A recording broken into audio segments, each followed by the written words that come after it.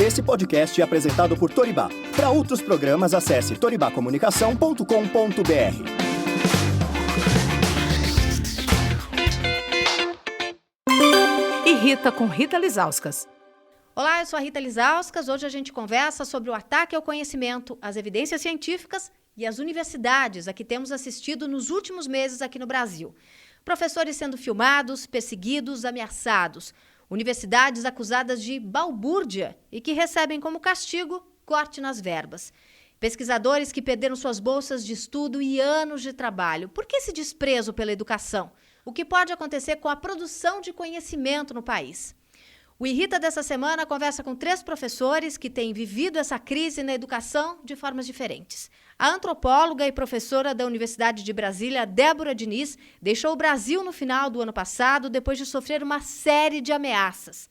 Ela vê o ataque ao conhecimento e às universidades como uma bandeira clara do atual governo, com o objetivo de interditar o debate e a pluralidade de pensamento. E a ciência, as universidades, os educadores, a pesquisa, esse não é um campo que se domina por um jogo de curta duração, por uma corrida de 100 metros, como foram as eleições, com uma narrativa salvacionista de combate à corrupção, aqui está meu nome, uma madeira de piroca, me desculpe a expressão, não se ganha uma corrida de 100 metros. Vencer as universidades, derrubar a ciência séria, ganhar o espaço dos educadores, demanda longas gerações. Por isso que a principal medida de desprezo é o corte do financiamento.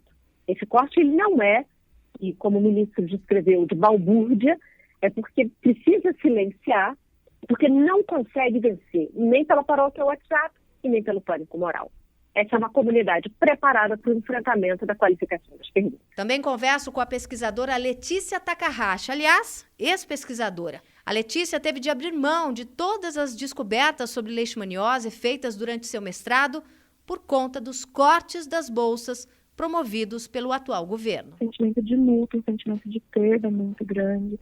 Primeiro pela questão pessoal, porque toda a luta, toda a batalha, minha trajetória pessoal que envolve para eu estar aqui. Então, tudo isso se perde e saber que a pesquisa, no geral, também está sendo perdida. Ela tinha resultados muito promissores, estava tudo dando muito certo. A gente tinha muitos planos para poder dar sequência, dar continuidade e tudo isso ser interrompido.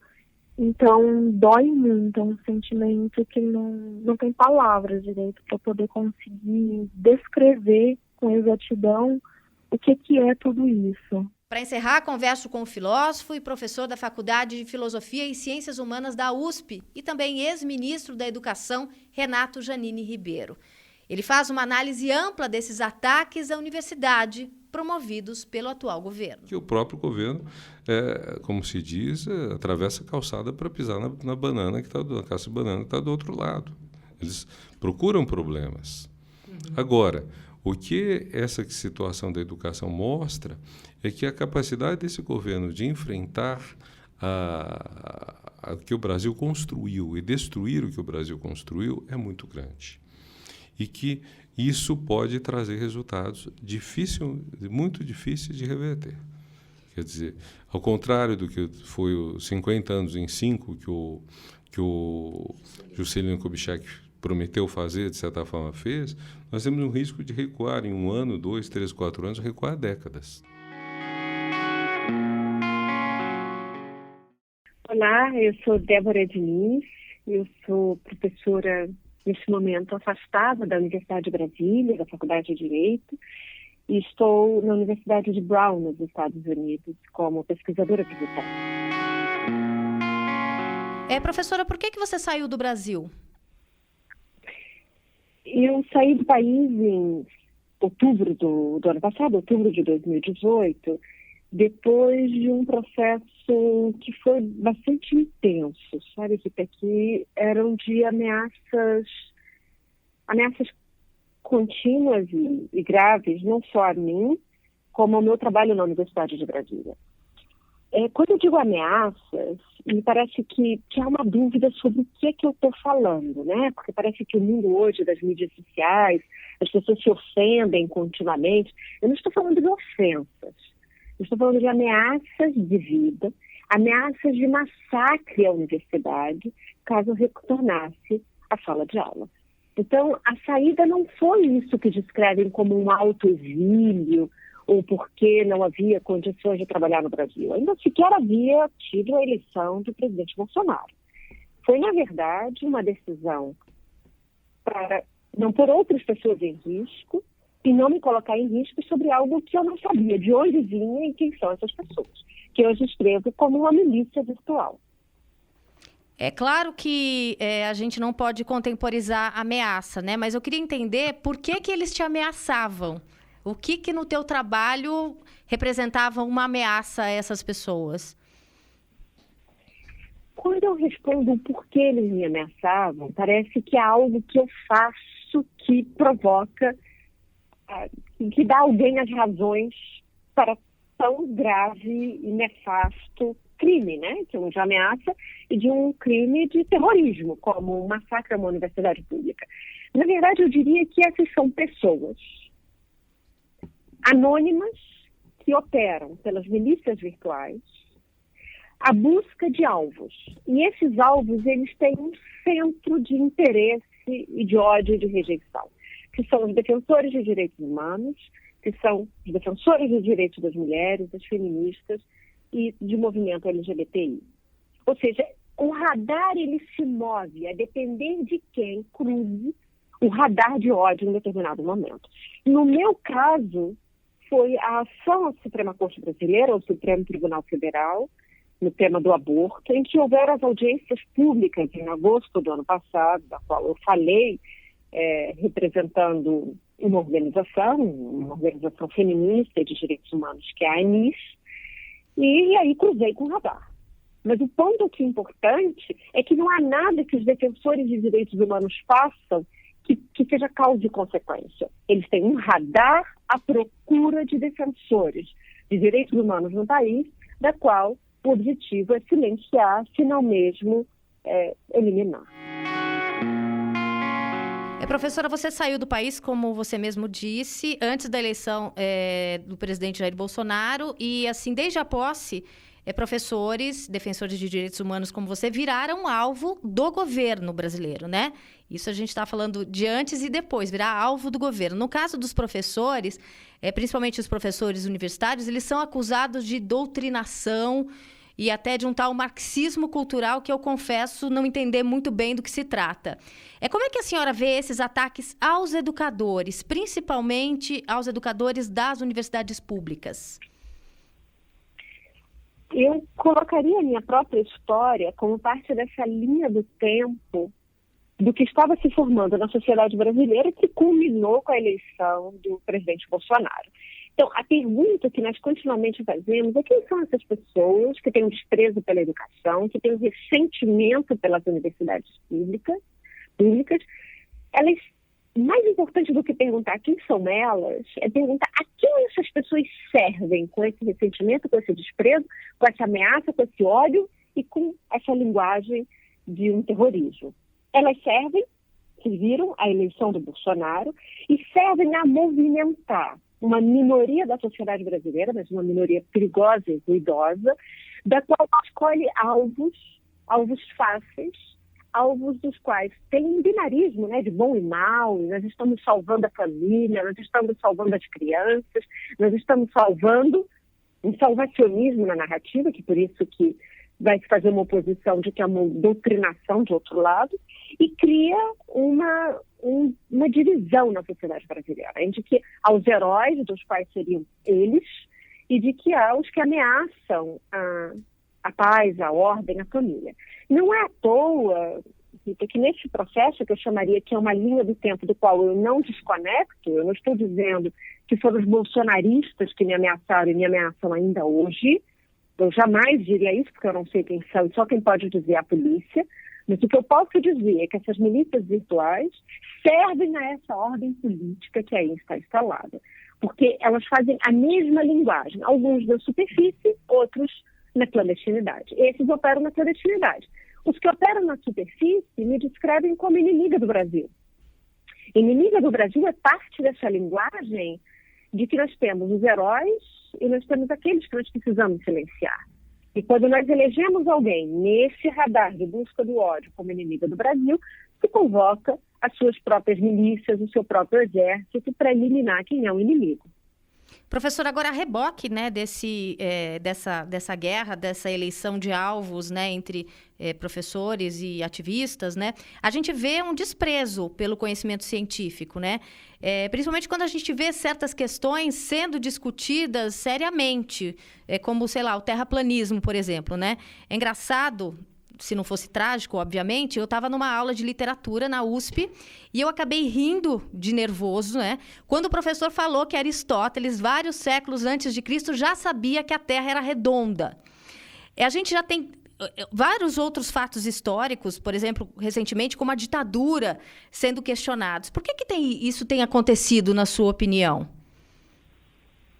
Eu daria talvez 3 razões para explicar esse ressentimento, esse desprezo pela educação. A primeira afirmação é que nenhum fenômeno ele é unicausal, né? Ele não tem uma causa e uma consequência. E não são aqui, nós estamos falando de pessoas pouco educadas no sentido da educação formal. Então, a primeira coisa é entender que ele é um fenômeno complexo que tem múltiplas forças.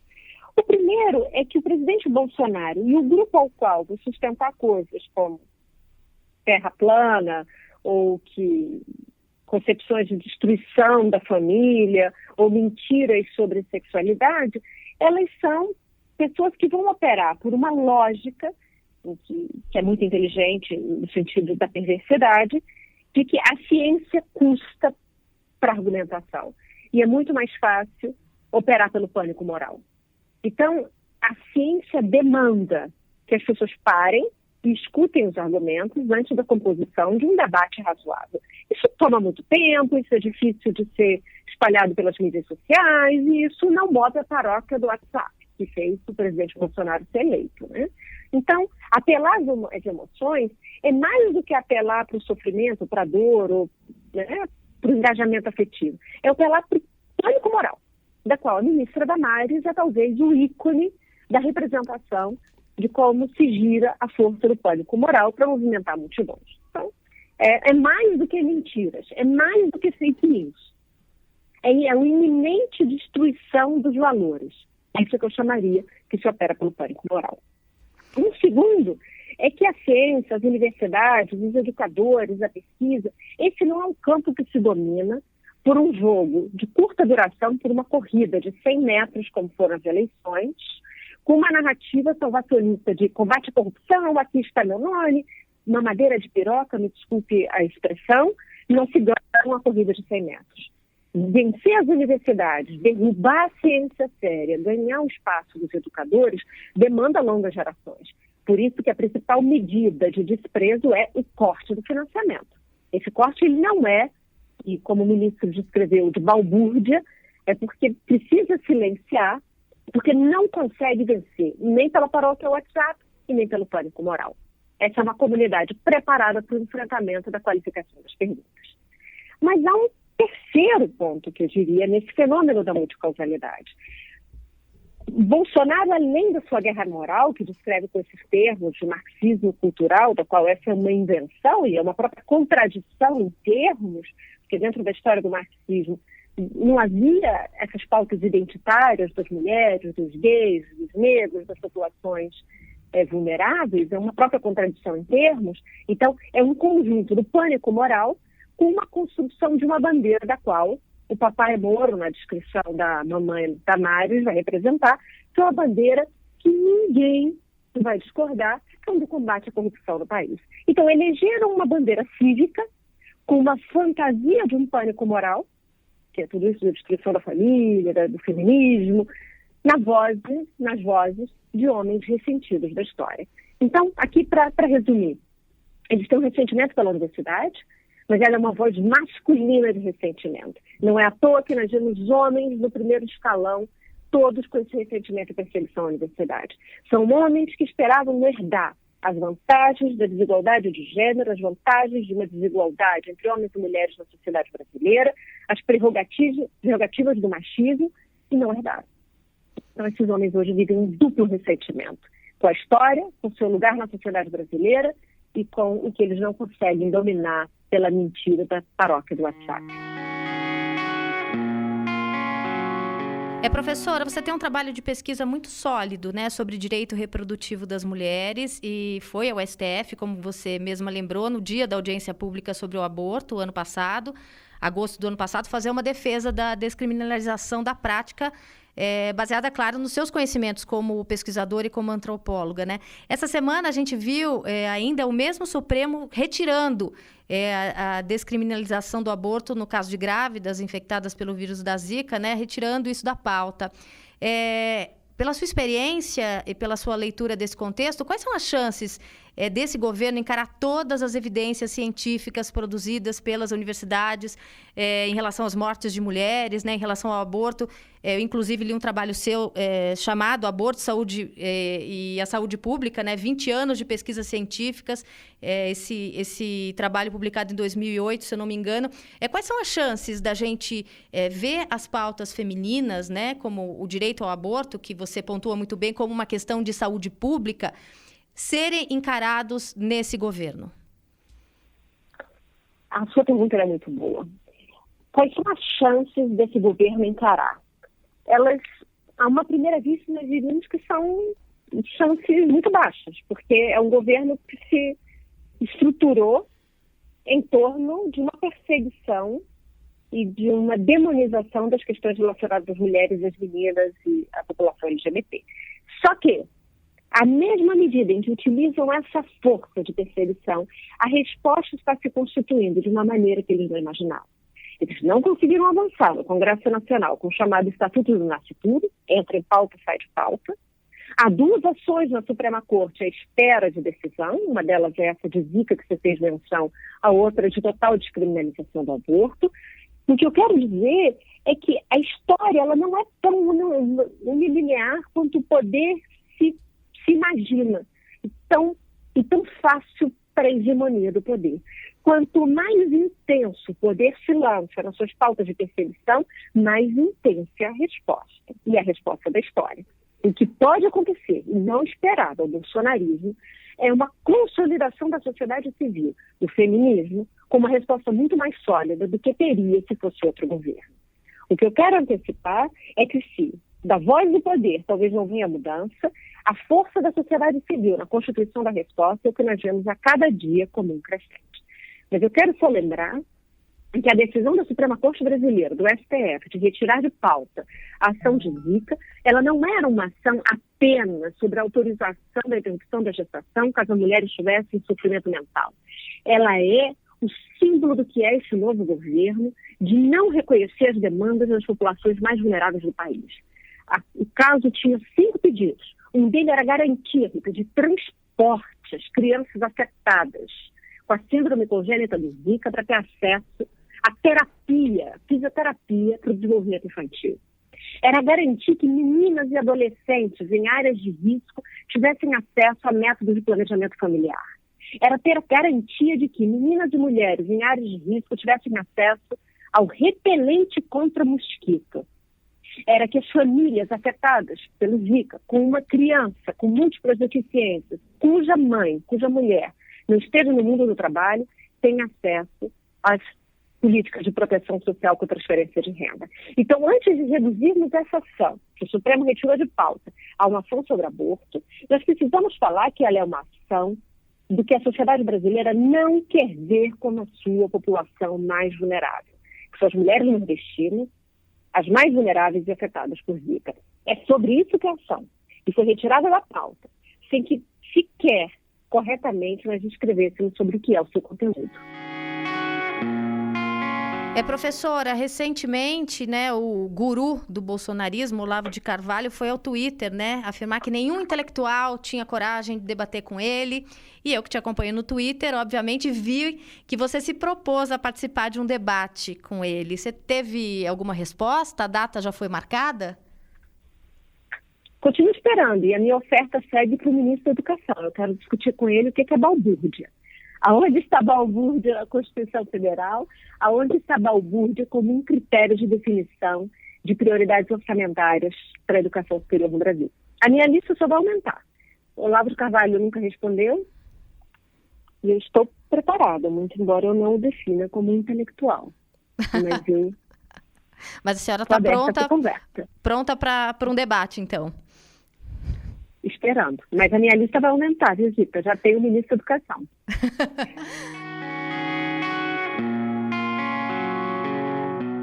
Olá, meu nome é Letícia Takahashi, eu sou mestre em Química pela Universidade Federal do Triângulo Mineiro. Atualmente eu sou professora de Química do ensino médio no estado de Minas Gerais. Eu tenho 26 anos e desisti recentemente do meu doutorado pela falta de bolsa e financiamento do governo. Letícia, você fez um post de desabafo no Facebook recentemente, né, contando sua desistência do doutorado na Universidade Federal do Triângulo Mineiro. Você vinha fazendo uma pesquisa elogiada, inclusive, né, pela sua professora. Eu queria que você falasse que pesquisa é essa, do que você teve que abrir mão e por que você tomou essa decisão. A minha pesquisa ela começa no meu mestrado, em 2017. Ela é sobre planejamento e síntese de moléculas que tenham potencial para se tornarem candidatos a novos fármacos para o tratamento da leishmaniose. O meu trabalho começou inicialmente com a idealização virtual de 69 moléculas. Então, a gente fez esse desenho de 69 protótipos de moléculas que poderiam atuar como leishmanicidas. Elas foram avaliadas computacionalmente e foram eleitas as que eram as melhores moléculas para serem sintetizadas. Então, a gente depois levou isso para a bancada e começou a síntese. No final do meu mestrado, eu tive 18 moléculas sintetizadas no total. E essas 18 moléculas que foram sintetizadas foram avaliadas biologicamente em células infectadas com a leishmania e apresentaram resultados promissores, resultados muito positivos para o combate da leishmaniose. Então, era uma pesquisa que você continuaria com ela no doutorado, né? Você já está no meio do caminho dessa pesquisa.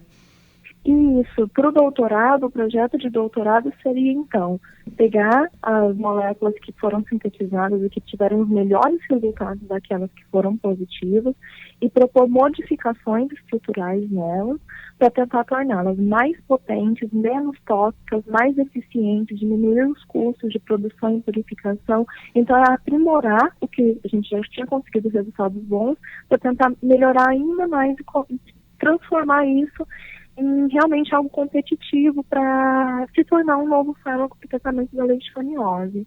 Mas e aí, isso não vai mais acontecer? Então, eu terminei meu mestrado. Durante o mestrado eu tive a bolsa, eu era bolsista CAPES, e era o que me permitia estar no laboratório em dedicação exclusiva, porque as reações, muitas delas demoravam 12 horas, às vezes 24, tinha reação que tinha que ser monitorada de hora em hora. Então, não dava para poder conciliar com o emprego formal. Exige muita dedicação, porque a gente não só estuda. Então, a bolsa é um salário para a gente poder trabalhar na pesquisa. Quando eu defendi meu mestrado em março desse ano, eu fui aprovada no doutorado.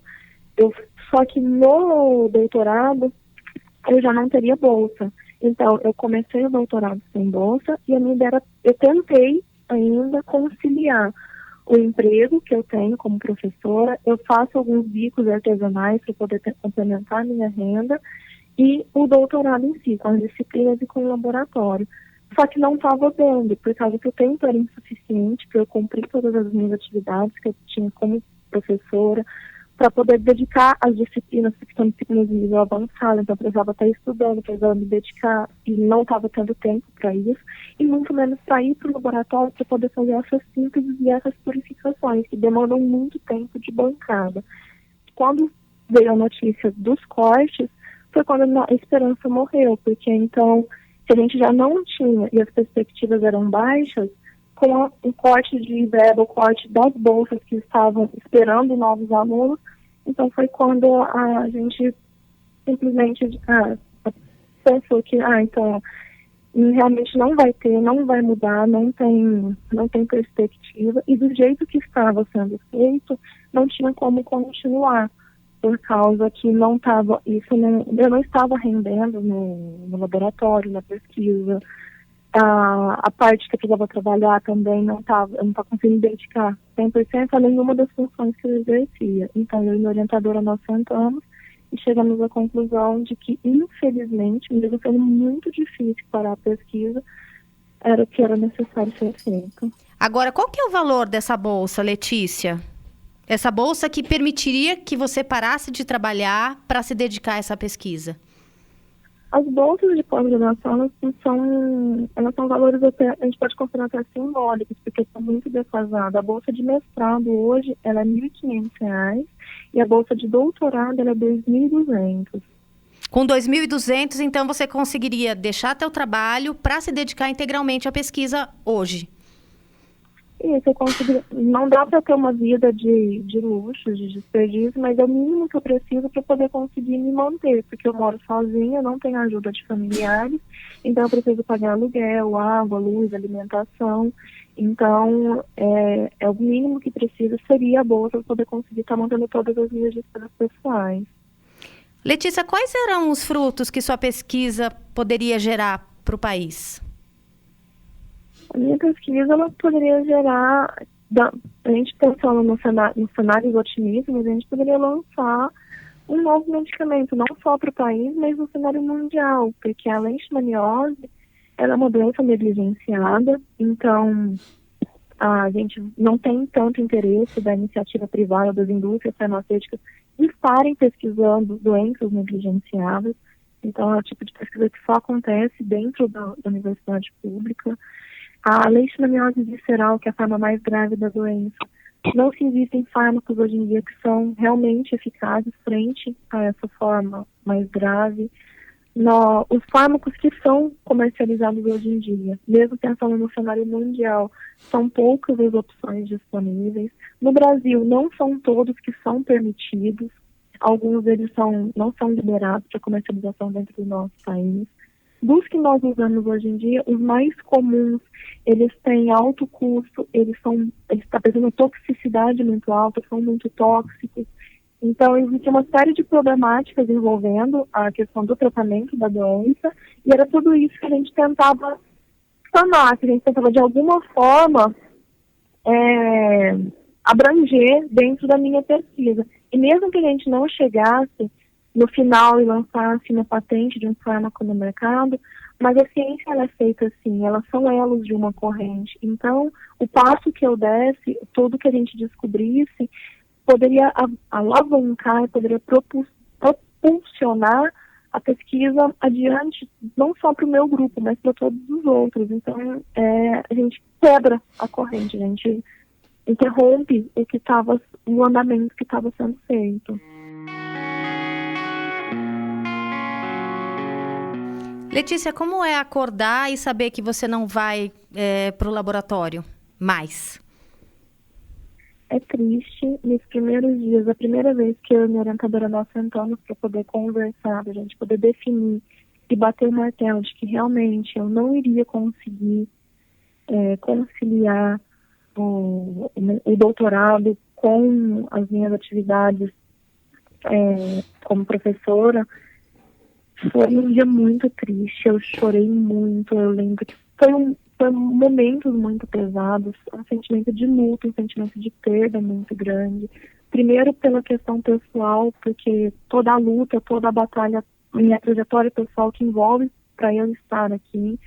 Então, tudo isso se perde, e saber que a pesquisa, no geral, também está sendo perdida. Ela tinha resultados muito promissores, estava tudo dando muito certo. A gente tinha muitos planos para poder dar sequência, dar continuidade, e tudo isso ser interrompido. Então, dói muito, é um sentimento que não tem palavras direito para poder conseguir descrever com exatidão o que é tudo isso. Letícia, a gente, antes do corte dessas bolsas, né, a gente vem acompanhando uma série de ataques, né, à universidade, e uma série também de motivos que têm sido dados pelo governo para cortar não só as bolsas, mas também a verba de algumas universidades do país, né? O atual ministro da Educação fala até com certo desprezo das universidades, chegou a dizer que são locais de balbúrdia. Eu queria que você, né, que tem toda essa trajetória na universidade pública, onde você fez graduação, mestrado e agora doutorado, eu queria que você nos contasse que tipo de balbúrdia você presenciou na universidade. Eu já frequento a universidade há quase 10 anos. E, assim, eu acho que é um absurdo escutar que a universidade não produz, que a universidade não produz ciência, que os alunos não estudam, que ali só tem balbudieiros, que só tem alunos drogados e pelados. E esse é o tipo de coisa que eu nunca vi nos meus 10 anos de universidade. Mas o que eu vi foram alunos que tiveram que desistir porque passavam fome, alunos que, por falta de auxílio estudantil, tiveram que abandonar a universidade, seja no nível de graduação, de mestrado ou de doutorado. Eu vi minhas orientadoras, tanto de TCC durante a graduação quanto de mestrado, tirar dinheiro do próprio bolso para poder pagar a pesquisa, para poder financiar reagente, para poder pagar inscrição em congresso, pagar banner para que eu pudesse apresentar em evento. Eu nunca vi professor doutrinando aluno, mas eu já vi professor ajudando aluno quando o auxílio não caía. Então, é absurdo escutar de pessoas que não têm o menor conhecimento, que aparentemente nunca pisaram dentro de uma instituição pública, não conhecem o que é feito ali dentro, essa detonação que eles colocaram, tudo isso acho que não tem palavra certa para poder definir o absurdo que é. Acho que não tem como definir melhor. É absurdo falar isso, sendo que todo mundo está ali com um objetivo. Eu estudei com alunos que acordavam 5 horas da manhã, porque 6 horas entrava para poder cortar cana. Ia de noite para poder estudar. Eu estudei em turmas que tinha empregada doméstica, que tinha balconista, que tinha vendedora. Eu fui vendedora. Alunos que vendiam coisas nos corredores da universidade para poder tentar se manter minimamente para poder estar naquele espaço. Ali é um espaço de luta, é um espaço de resistência, não é espaço de balbúrdia. Letícia, o que você pretende fazer agora que você desistiu do seu doutorado e, pelo menos momentaneamente, da sua pesquisa?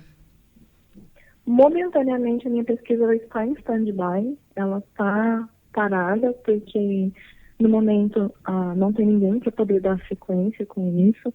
E, na minha vida pessoal, eu preciso continuar trabalhando, continuar me mantendo, me subsistindo mês a mês. Eu tenho sonho de conseguir voltar, eu quero muito conseguir voltar, mas aí tudo depende do cenário nacional, porque daqui 6 meses, 1 ano ou 2, eu continuo tendo os problemas de pagar aluguel, água, luz, me alimentar. Então, daqui 1 ano ou 2, eu preciso de toda forma da bolsa, que é um salário para ser pesquisadora. Não tem como desenvolver uma profissão, um trabalho, e sem verba nenhuma, porque a gente tem nossas contas, a gente precisa receber, e não tem como conciliar com outro emprego, porque são 2 jornadas muito extensas, muito desgastantes. É como se tivesse 2 empregos realmente. Então, acaba que no fim das contas não são as 2 coisas bem feitas. Para eu conseguir voltar, precisaria da liberação das bolsas. Se eu não conseguir, eu torço de todo o meu coração de que alguém se interesse por a linha que eu pesquisava, de que alguém consiga dar andamento com tudo isso para não deixar essa pesquisa morrer. Eu sou o Renato Janine Ribeiro, professor de Filosofia Política e Ética na USP, atualmente professor visitante na Unifesp, fui professor visitante na Universidade de Columbia, em Nova York, tenho vários livros publicados, o mais recente chama-se Pátria Educador em Colapso, em que eu narro a minha experiência como ministro da Educação, que foi uma experiência difícil, um momento de crise no Brasil, e justamente fui ministro da Educação no ano de 2015. Professor, o presidente Jair Bolsonaro recentemente anunciou pelo Twitter, né, que é por onde ele se comunica, que o ministro atual da Educação estudava diminuir ou cortar.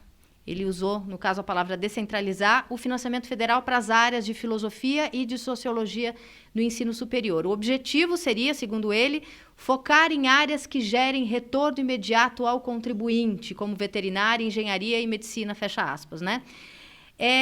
Há uma ideia de que filosofia e sociologia não têm relevância prática para a sociedade. O que o senhor acha disso, o senhor que é professor de filosofia? Está errado. Começando pela sociologia. O presidente Bolsonaro governa um país, isto é uma sociedade. Se você for guiar um carro, você tem que aprender a guiar um carro. Você não pode simplesmente entrar no carro e começar a guiar. Da mesma forma, você vai governar um país, administrar um grupo, você tem que entender que existe uma ciência sobre a sociedade. E a ciência sobre a sociedade chama-se sociologia. Se você não conhece nada de sociologia, se na sua equipe ninguém conhece nada de sociologia, se você sabota o conhecimento de sociologia, você está governando como se você não sabe fazer isso? E no caso da filosofia, que é um caso diferente, a filosofia lida com 2.500 anos do filé mignon do pensamento ocidental e também cada vez mais oriental, africano, está sendo estudado. E uma das coisas muito importantes é o seguinte, são filósofos totalmente diferentes entre si. Então, quem faz filosofia aprende a mudar de um paradigma para outro com uma facilidade que outras pessoas não têm. Porque, normalmente, as ciências estão procurando pegar conhecimento mais recente, mais de ponta. Na filosofia, Aristóteles, Platão não morreram, continuam tendo validade. Então, quando você consegue passar de um pensamento para outro radicalmente diferente, você tem uma capacidade de mudança de paradigmas que é muito grande. Ora, uma das coisas do tempo atual que mais se comenta é que estamos mudando de paradigma. O táxi está sendo sucedido pelo Uber. Você tem inúmeros aplicativos que revolucionam a vida das pessoas. Se você não souber lidar com essas revoluções do modo de ser, umas são muito positivas, outras são preocupantes, trazem vantagens, trazem desvantagens, mas estão acontecendo aí. Se você não souber mudar de uma para outra e tiver sido treinado para só fazer a mesma coisa na sua vida toda, você é uma pessoa muito despreparada para a vida de hoje. Então, a filosofia ela é procurada com muita atenção pelas universidades de ponta do mundo. Quanto mais forte a universidade, quanto mais forte o nível de pesquisa dela, inclusive em tecnologia, mais ela vai estar preocupada com a filosofia. A pessoa que hoje mais estuda o futuro, mais conhecida, que é o Yuval Harari, um pensador israelense, autor do livro Sapiens, o Harari diz o tempo todo, nós precisamos de filósofos que venham discutir essas questões que estão mudando o mundo radicalmente. Não basta você ver a nova técnica muda a vida de todo mundo. Se você não tiver gente que pensa o valor, a ética, o sentido disso tudo, você fica despreparado. Mas esse foi só o primeiro movimento contra a educação, né? Depois disso, foi o próprio ministro da Educação atual que anunciou corte na verba de 3 universidades, motivadas pela tal da balbúrdia, né, que ele disse que é feita nesses espaços. Depois esse corte foi ampliado, foi anunciado para todas as universidades. Depois a balbúrdia saiu de cena e eles disseram que esse corte seria para investir na educação básica em vez no ensino superior. O senhor já ocupou essa pasta, né? O que o senhor acha dessas diferentes versões do que fazer com as ciências humanas e também com a universidade? Eles não sabem o que fazer de positivo. Por isso que eles dão sucessivas versões para o mesmo ato. Eles não ficam como dão uma interpretação, depois dão outra, depois dão uma terceira. Agora, um problema muito sério, por exemplo, se você quiser melhorar a educação básica, precisa. Mas é curioso que quando eles falaram em tirar dinheiro do ensino superior para a educação básica, conversa que já acabou, porque agora que eles estão dizendo que não tem dinheiro nem para uma nem para outra, mas quando eles falaram nisso, eles podiam ter um projeto, eles podiam dizer, olha, o Fundeb, que é um fundo importante, criado faz mais de 20 anos, na época só para o ensino fundamental, hoje para toda a educação básica, para complementar o salário ruim dos professores dos municípios mais pobres, dos estados mais pobres, eles podiam dizer, nós vamos canalizar isso para o Fundeb, que precisa ser renovado no ano que vem, nós vamos vamos, então, priorizar lá onde a desigualdade se produz, que é na tenra infância, garantir que todo mundo saiba, sabendo ler e escrever, que há vários projetos, um deles começado no Ceará pelo então governador Cid Gomes em 2007, continuado pelo MEC a partir de 2013. Então, havia todo um monte de coisa que eles poderiam ter dito, vamos fazer isso. Faria mais sentido. Faria mais sentido. Embora eu ache que você tirar de um santo para colocar no outro, seja muito complicado, porque é como se eu dissesse, eu vou parar de dar manutenção na Anchieta e só vou manter a imigrantes, que é mais reta, mais tudo. Bom, em 5 anos a Anchieta não existe mais e aí você não dá conta do fluxo todo. Quer dizer, no mesmo momento de emergência, você tem que tomar muito cuidado com o que você vai parar, com o que você vai suspender, porque você pode destruir. E por uma economia que, a longo prazo, vai ser relativamente pequena, você destrói um patrimônio, um capital investido gigantesco. A gente teve na sequência a história das bolsas da CAPES, né? Que também houve o congelamento de mais de 3 mil bolsas, agora eles recuaram e liberaram 1.200 e poucas bolsas, né? Na verdade, não foi congelamento, foi cancelamento. Cancelamento. Bolsas que já estavam comunicadas às pessoas. As pessoas já estavam ali aguardando essa bolsa, né? Eu tive uma história paralela.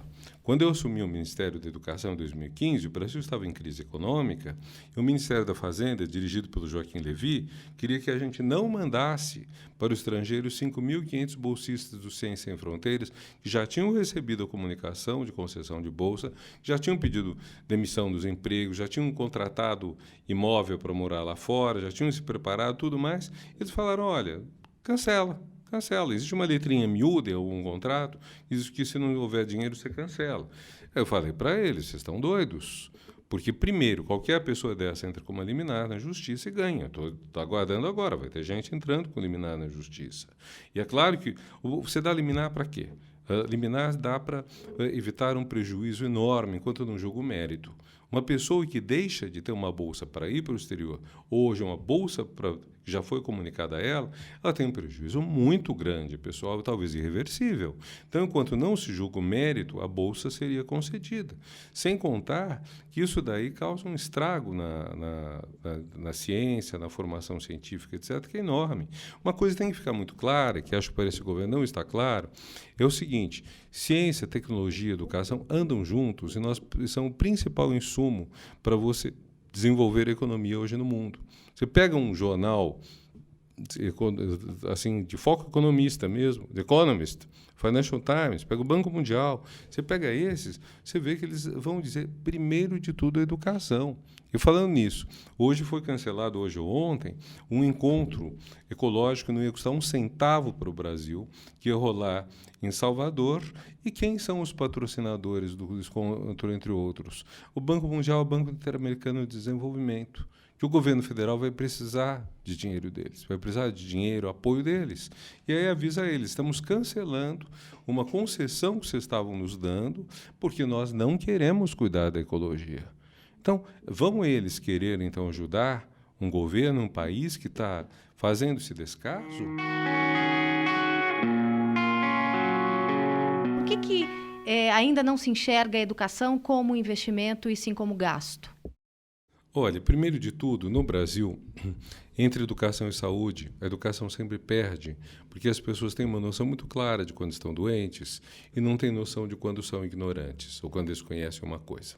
Um dos sinais mais claros de uma pessoa ignorante é que ela tem muita certeza.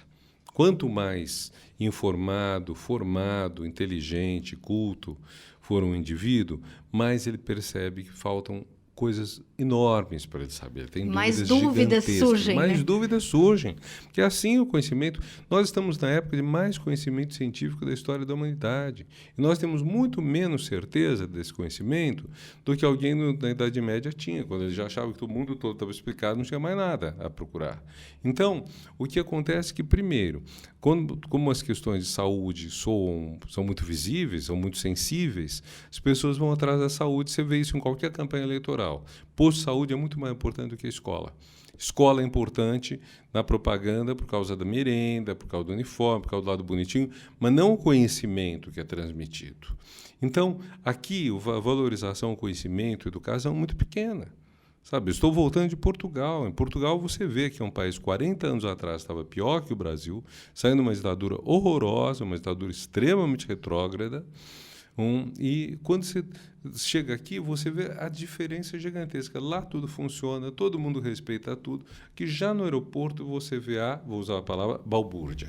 Você vê cada um por si, tentando tirar vantagem do outro, tentando cortar o outro da fila. Assim, é uma coisa muito ruim. Quer dizer, primeiro, a qualidade de vida diminui muito. Segundo, a possibilidade de você ter um rendimento mais alto diminui. Eu fui ver o PIB per capita do nosso estado mais rico, São Paulo, com provavelmente um PIB abaixo de Brasília, mas Brasília não é produtiva propriamente dita.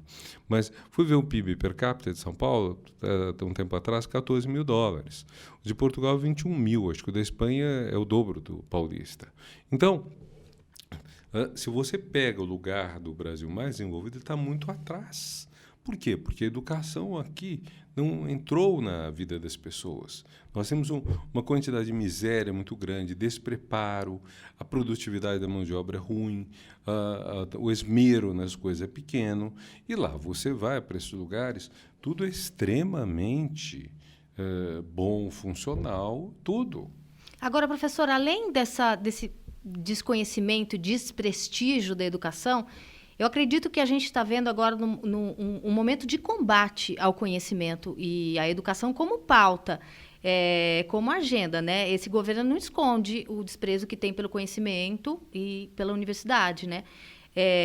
Eles consideram livros, arte, cultura como coisas menores e a gente tem visto, inclusive, a discussão de coisas ultrapassadas sendo debatidas como se houvesse alguma dúvida científica sobre elas, por exemplo, a história do terraplanismo, né? Por que a gente está vivendo esse momento onde se discutem coisas que já existem evidências científicas, comprovando que elas existem? Recentemente, a gente estava vivendo uma discussão sobre houve ou não ditadura. Por que isso está acontecendo? Eu acho que a chave da coisa é uma declaração do candidato Bolsonaro no período eleitoral, quando ele disse que iria recuar 50 anos na segurança e nos costumes. Recuar 50 anos dos costumes é voltar a um tempo que o homossexual era mal visto, que a liberdade feminina era escassa, que negro, entre aspas, a expressão horrorosa, conhecia o seu lugar, isso não havia igualdade, era um tempo sem igualdade. E por que eles querem isso? Porque eles acham que o tempo atual é um tempo de desrespeito, de falta de educação, um tempo em que as pessoas são mal educadas no sentido tradicional, não têm moralidade. Eles acham que hoje o que prevalece é a imoralidade. Não é à toa que eles fazem questão de espalhar fotos falsas de sexo na universidade, ou então mesmo de gente profanando o crucifixo, etc. Coisas que não se fazem, que não existem, são mentiras. Eles não têm nenhum pudor de mentir. Mas acho que o que está se mexendo com um público que acha que o mundo se tornou um mundo imoral. E aí, para esse público, é vendida a ideia de que a culpa da imoralidade veio da liberdade. A liberdade dos costumes é causa da imoralidade. E a liberdade de costumes estaria vinculada a uma educação mais desenvolvida. Um pouco, mas piorado, o que o George Bush número 2 dizia: eu não quero voto de gente que toma café latte, que toma cappuccino na Starbucks, sabe assim? Lançou a ideia de que existiria um grupo refinado, metido a besta, etc., e que haveria gente mais honesta, mais trabalhadora, mais modesta, mais simples, mais verdadeira, mais autêntica, só que eles identificam essa autenticidade com preconceito, com ausência de liberdade, só que eles chamam isso de moralidade. Isso tem a ver com perda de privilégio? Tem a ver também. Quer dizer, é claro que quando você tem igualdade de gênero, o que vai acontecer? O Código Civil vai substituir a velha expressão de que o marido é o chefe da família pela chefia da família dividida entre os dois. Veja, quando o chefe da família era o marido, segundo o Código Civil, em caso de... Uma das razões para pedir a separação era o abandono lá pelo outro cônjuge. Agora, isso poderia acarretar danos para outro cônjuge, como a perda da guarda dos filhos.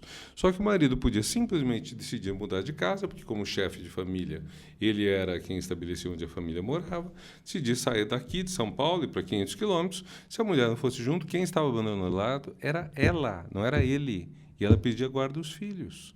Essa era a lei 50 anos atrás. Isso mudou uns 20. Então, esse tipo todo de poder sendo perdido, causa muito medo nessa gente. E aí o que vai acontecer? Se culpa a educação, então vai acontecer que eles vão eles vão ter medo da educação. Em vez de verem a educação como uma possibilidade de abertura, de um mundo melhor, etc., eles vão achar que a educação é um espaço de perversão, um espaço em que as pessoas são retiradas da doutrinação que eles sempre puseram. Eles vão trocar todas as palavras, né? Eles vão acusar de doutrinador a escola que justamente está dando às pessoas mais liberdade de escolha. E o que eles fazem, que é doutrinação pura, eles vão achar que é a escola sem partido. Porque não é verdade, é uma escola extremamente partidarizada e a deles.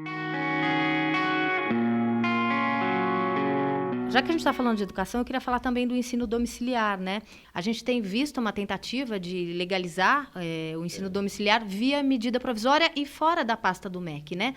Na pasta de Mulheres, Direitos Humanos, da ministra Damares. O senhor que foi ministro da Educação, o que o senhor vê? O que o senhor acha do ensino domiciliar, que, verdade seja dita, é permitido em mais de 60 países no mundo inteiro?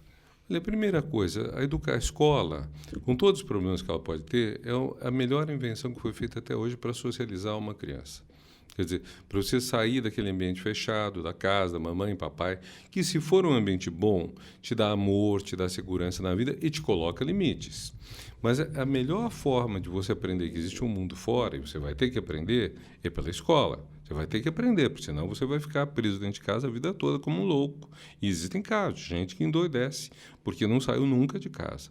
Então, o que a escola permite? Que você, sob o controle de uma pessoa formada, um profissional, você comece a se relacionar com outras crianças que não são seus irmãos, os coleguinhas, com outros adultos que não são seus pais, o tio, a tia, o professor, a professora.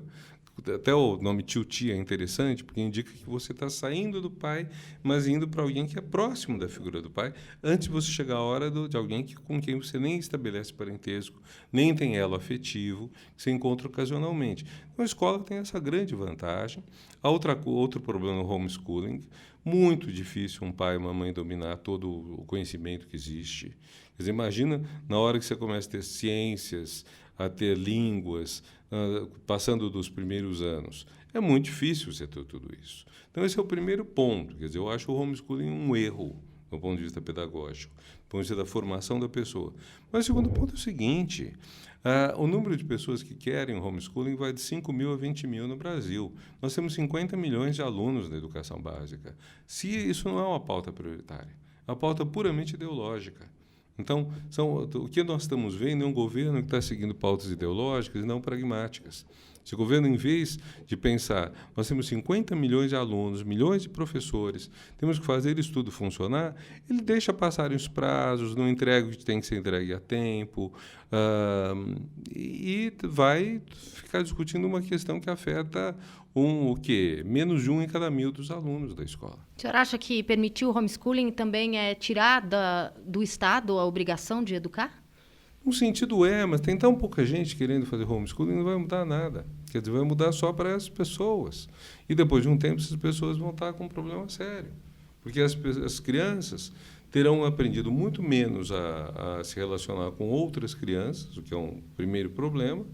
E segundo problema, em algum momento eles vão ter que entrar numa escola, porque em algum momento o conhecimento vai ficar complexo demais para os pais terem. Um pai eventualmente muito rico pode contratar um monte de preceptor e voltamos ao século XVIII, sabe? Quando os ricos contratavam preceptores. Então vai contratar um preceptor de matemática, um de física, um de química, um de filosofia. Mas isso você tem que ser muito rico para poder ter todo esse pessoal indo na sua casa, que é home, não é você ir até a casa do professor, é na sua casa. Então, a prática, isso realmente não vai fazer muito efeito. É pura ideologia. Bom, a gente está gravando esse podcast na terça-feira, mas amanhã, quarta-feira, Está marcada uma greve em muitas universidades do Brasil inteiro, a USP inclusive, está aderindo essa greve. Recentemente eu vi um professor que estuda muito mídias sociais, o professor Fábio Malini, da Universidade Federal do Espírito Santo, que está fazendo um doutorado em Londres, publicar como é que está essa conversa de educação nas redes sociais. E as pessoas que aprovam cortes na educação são muito poucas perto daquelas que são contra, né? E a gente está vendo isso nas movimentações nas universidades, nas ruas, e provavelmente a gente vê isso nessa quarta-feira. O senhor acha que a educação tem um poder, essa pauta da educação tem um poder de desestabilizar esse governo? Eu acho que desestabilizar esse governo, ele próprio já cuida disso. E está cuidando bastante. Quer dizer, o que mantém esse governo? Mantém o fato de que o empresariado e a grande mídia querem a todo custo a reforma da Previdência. Eles exigiram a reforma trabalhista e, em vez do que prometeram, que é contratar mais gente, aumentou o desemprego. Agora eles querem a reforma da Previdência, que está sendo feita de maneira muito atabalhoada, muito sem critério, e preservando os privilégios dos juízes, dos militares, de quem ganha mais no setor público. Isso tudo está sendo poupado. Então, eles querem fazer isso, então por isso que eles dão apoio ao governo. Estão dando apoio ao governo por isso, estão cada vez mais chocados. Estão ficando chocados com as coisas do Bolsonaro, que eram todas elas públicas e notórias, mas que eles preferiram fingir que não existiam, porque queriam, a todo custo, primeiro, tirar o PT, mesmo que fosse o candidato do PT fosse um educador respeitado, uma pessoa equilibrada, uma pessoa moderada, uma pessoa capaz de ter um governo bom. Eles queriam a todo custo tirar o PT, número um. Número dois, eles queriam a todo custo aprovar uma reforma muito dura. Só que o que dá para ver é que essa desestabilização o próprio governo promove. Agora, qual pauta poderá, de certa forma, mostrar totalmente que o rei está nu, ainda está difícil, porque continua havendo um apoio significativo ao governo. Esse governo tem menos apoio do que qualquer governo eleito nessa fase de governo. Isso ele perdeu em 2, 3 meses, caiu muito percentual. Mas ainda não chegamos a uma situação, tipo Collor ou tipo Dilma, de um descontentamento maciço com ele. Mas Collor e Dilma tiveram jovens estudantes nas ruas, né? Tiveram, mas isso foi depois de anos, né? Depois de 3 anos quase do Collor, depois de 5 anos da Dilma. Então, no caso, nós temos 5 meses de Bolsonaro.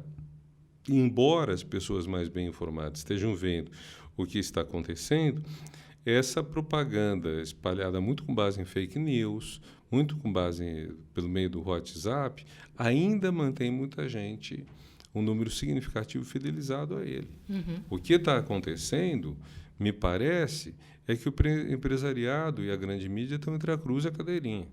Porque, de um lado, elas querem porque querem a agenda econômica que atribuem ao Paulo Guedes, imaginando que ele vai fazê-la, e, de outro, tem também simpatia pelo ministro Moro.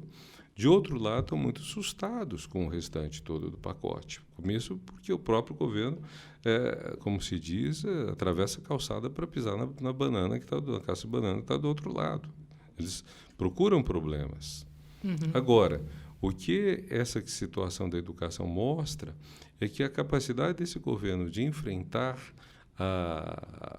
o que o Brasil construiu e destruir o que o Brasil construiu é muito grande. E que isso pode trazer resultados muito difíceis de reverter.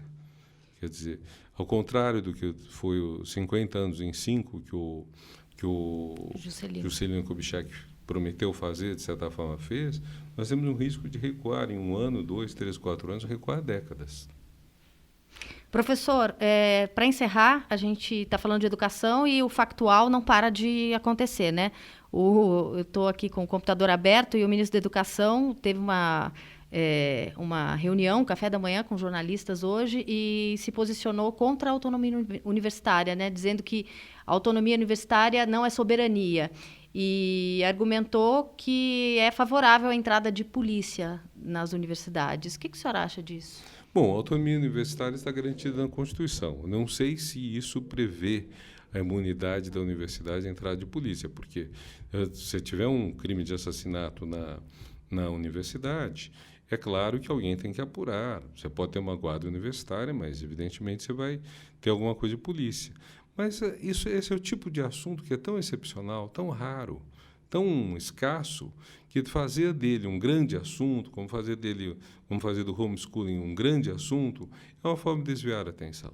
Ele tem que responder questões muito sérias. Tem que responder como ele vai conseguir manter o número de estudantes que nós temos no Brasil nas universidades federais. Como vai conseguir manter os 7 milhões de alunos que temos no ensino público médio, as dezenas de milhões de alunos na educação fundamental.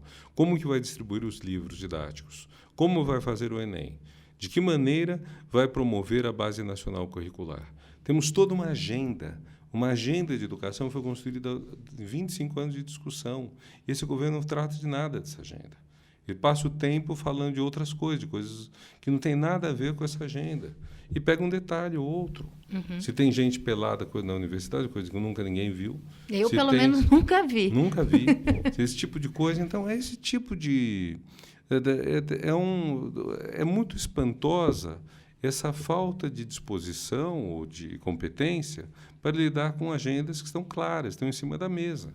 Que precisam ser respondidas. E precisam ser respondidas, porque se não for assim, a economia brasileira vai para o brejo. Isso tudo que a gente comentou, que eu falei das medidas econômicas, do interesse em medidas econômicas, não vai adiantar nada se a nossa mão de obra piorar. Se nós tivermos pessoas que são incapazes de trabalhar direito, de trabalhar melhor, de lidar melhor, de ter uma formação científica melhor e ter mais responsabilidade no trabalho. Então, se a agenda do governo continuar ignorando as questões reais que existem para o Brasil, educação, meio ambiente e tudo mais, nós vamos ter esse problema. Obrigada, professor. Muito obrigado também, Rita. Foi um prazer.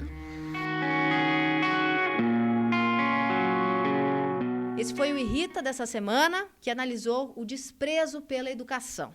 Se você tiver comentários, sugestão de assuntos, de pautas, de entrevistados, escreve para mim. Meu e-mail é irritapodcast@gmail.com. Espero que você tenha gostado da conversa. Até a semana que vem. Irrita com Rita Lizauskas.